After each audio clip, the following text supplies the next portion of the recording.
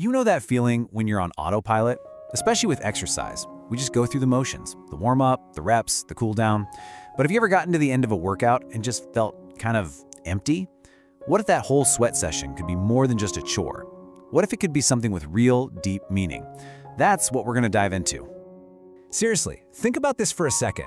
You get all the gear ready, the shoes, the perfect playlist, the fitness tracker is charged, you press play, and you start moving.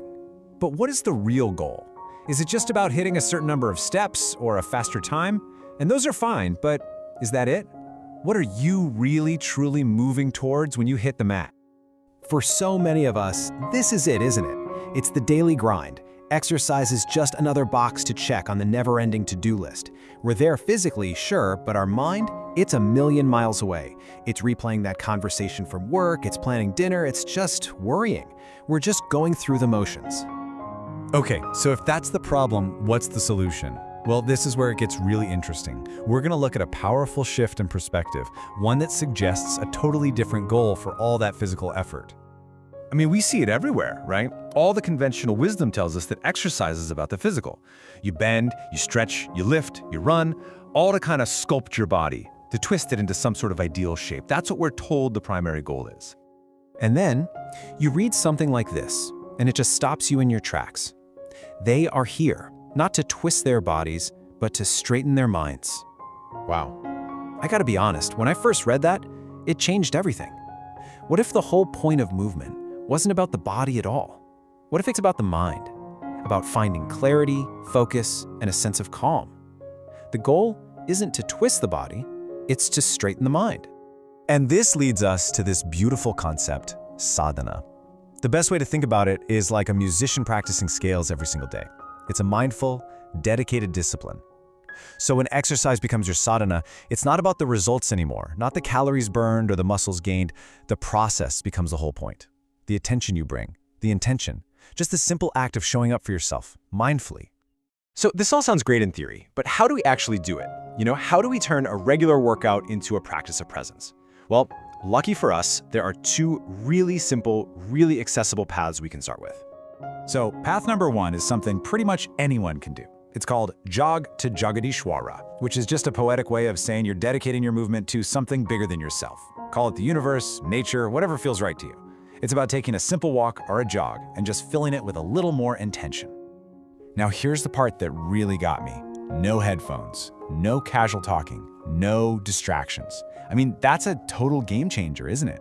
Instead of zoning out to music or a podcast, the whole point is to zone in. Can you just feel your feet on the ground? Can you notice the rhythm of your own breath? And you finish not by checking your stats, but by just checking in with a simple feeling of gratitude.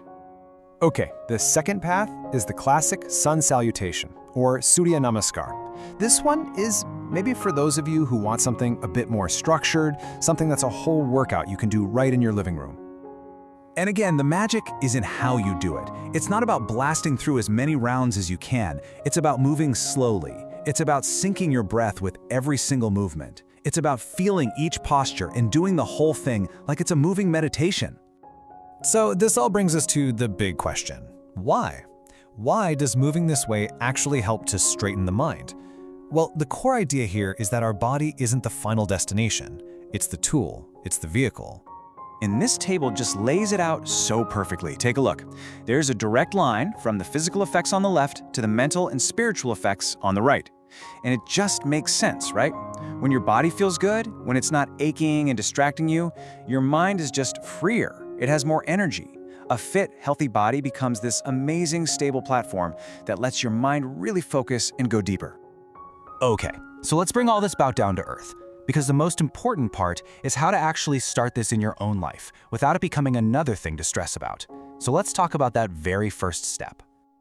The big takeaway here is to be gentle with yourself. The goal is not intensity, it's daily consistency. So maybe you start with just 10 minutes of a mindful walk, or maybe you try just 3 rounds of the sun salutation. The whole point is to build a practice that serves you, not one that burns you out. Just listen to your body. So, as you think about your next workout, tomorrow, or maybe even later today, here's the question they'll leave you with. Are you just going to put your headphones on and check another box off the list? Or are you going to leave the distractions behind, tune into your breath and use that movement to actually connect with yourself. The choice is all yours.